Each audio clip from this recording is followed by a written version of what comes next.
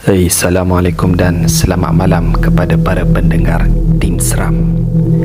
Jadi malam ni saya akan sampaikan satu kisah seram daripada salah seorang pendengar Tim Seram yang bernama Ahmad. Katanya di sini, Assalamualaikum Tim Seram. Hari ini saya nak kongsikan sebuah pengalaman yang dilalui saya sendiri, di mana kisah ini berlaku kepada saya berkenaan dengan rumah pusaka. Zaman sekarang tak boleh sedot, tak boleh dilarang. Katanya di sini setelah kematian arwah mak saudara saya, rumah ini ditinggal kosong sejak dari tahun 2012 sehingga sekarang.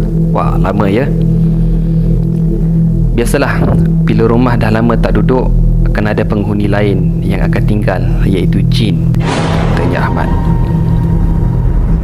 Dalam tempoh rumah itu ditinggal kosong, banyak cerita yang saya dengar, seperti lampu rumah tiba-tiba menyala, orang kampung ternampak kelibat seseorang sedang berdiri di jendela hadapan.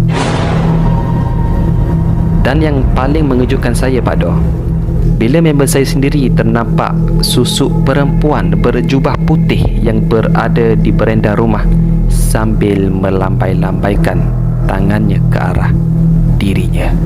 Nak dijadikan cerita, saya dan member saya merancang untuk tinggal di rumah itu. Disebabkan saya mula buat konten di YouTube, jadi saya fikir daripada rumah tu ditinggal kosong, ada baiknya kalau saya tinggal di situ. Lagi pula Ahmad mengatakan dia telah pun mendapat restu daripada orang tuanya untuk tinggal dan menetap di sana. Para pendengar Tim Seram, Ahmad mengatakan malam sebelum beliau dan kawannya pergi ke rumah tersebut, Ahmad mendapat satu mimpi. Dan dalam mimpinya itu, beliau telah didatangi seorang perempuan yang cantik yang sedang berjalan menuju ke arahnya. Seakan-akan perempuan itu nak berkawan dengan beliau. Para pendengar, Ahmad memberitahu di sini, perempuan cantik tadi tiba-tiba wajahnya bertukar menjadi buruk sehingga menyebabkan Ahmad tersedar. Astagfirullah, mimpi rupanya. Sambil memikirkan tentang mimpi buruknya, diringkaskan cerita, katanya Ahmad, pada keesokan hari, saya dan kawan saya meneruskan perjalanan kami untuk pergi ke rumah tersebut. Bila sampai di sana, ambil kau, dah macam rumah hantu dah ketemu rumah kau ni. Katanya kawannya yang bernama Bedul. Ish, mulut tu janganlah celupa sangat. Dah sekarang jom kita settlekan projek kita ni, Ahmad membalas dengan nada perlahan. Ahmad mengatakan di sini dia tahu tentang sejarah rumah ini. Itulah sebabnya dia menegur kawannya tadi. Tambahnya lagi, rumah ini yang dulu memang keras dan glamour dengan cerita-cerita mistik, disebabkan arwah makciknya ada membela saka. Jadi kerja-kerja pembersihan saya memakan masa sehingga 3 hari, Pak Doh. Maklumlah, bertahun dah rumah ni dibiarkan, banyak benda kena buat, katanya. Pada hari terakhir pembersihan rumah itu, iaitu hari ketiga, akhirnya settle juga. Macam puas hati tak? Tanya Ahmad kepada Bedul. We did it, babe. Jayalah. Okey, jom naik atas. Dah nak maghrib ni. Kawannya mengajak untuk naik ke rumah untuk mandi-mandi dan bersiap untuk solat maghrib. Para pendengar, ini adalah gangguan pertama yang Ahmad dapat. Katanya semasa saya tengah mandi, saya terperasan, Pak Doh, seakan-akan ada susuk perempuan sedang memerhati ke arah saya.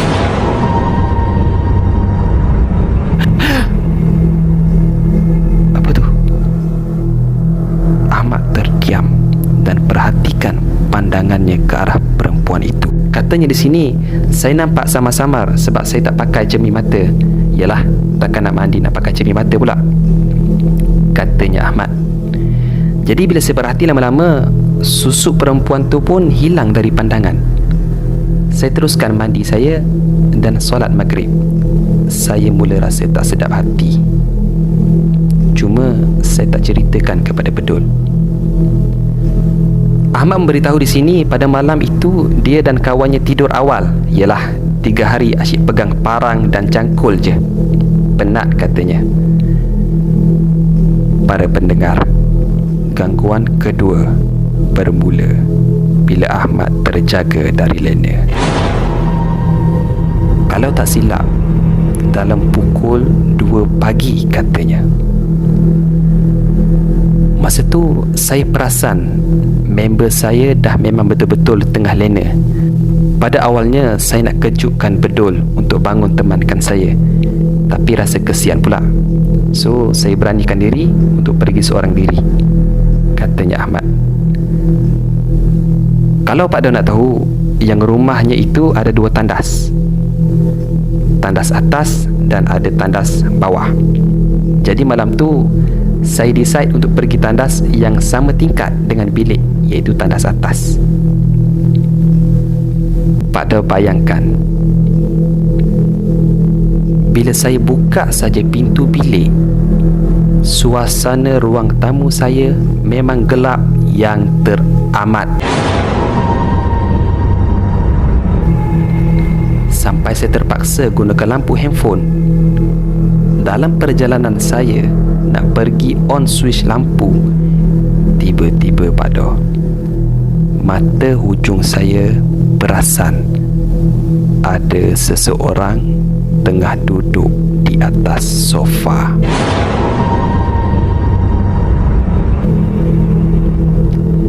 Jadi saya cepat-cepat pergi buka lampu.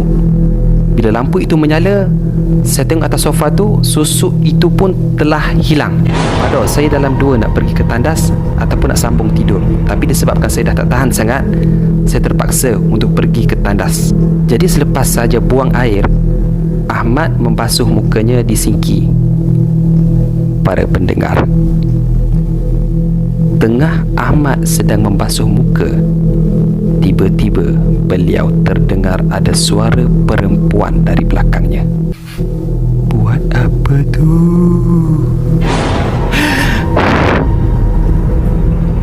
Siapa pula malam-malam ni? Ahmad berkata dalam hatinya. Ahmad memandang ke belakang dengan perlahan-lahan. Pak Do, masa tu saya terkejut sangat-sangat. Sedang saya pusing nak lari, saya nampak dengan mata saya sendiri ada susuk perempuan yang sedang merangkak daripada tangga tandas bawah, sedang naik ke atas menuju ke arah saya.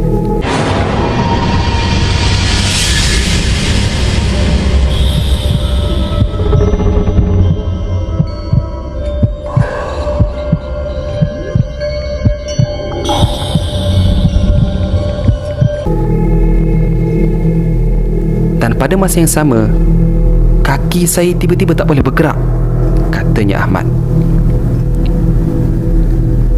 Pak Do bayangkan, perempuan tadi merangkak ke arah saya. Masa itu saya hanya mampu pejamkan mata sambil baca ayat kursi. Dalam hati ni Tuhan je tahu. Allahu Akbar. Ya Allah, kenapa ni? Tolong jangan ganggu aku. Setelah beberapa detik dipejamkan matanya, suasana kembali sunyi. Jadi Pak Do, saya pun dengan perlahan-lahan membukakan mata saya. Tapi cuba Pak Do bayangkan, sebaik saja saya buka mata saya, susuk perempuan itu betul-betul berada depan muka saya sambil mulutnya ternganga, Pak Do.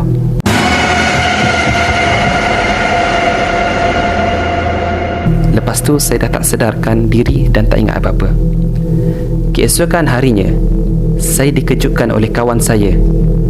Kau okey tak ni, Mat? Kau okey tak? Kenapa kau di sini? Kau jatuh ke? Tanya Bedul kepada saya. Rupanya Pak Do, saya pengsan selepas kejadian semalam. Saya menceritakan semuanya kepada Bedul. Selepas itu kami pun memanggil ustaz untuk membersihkan rumah tersebut. Dan Alhamdulillah, lepas pada itu keadaan kembali normal. Tapi ada jugalah gangguan-gangguan kecil, tapi kami buat-buat tak tahu je.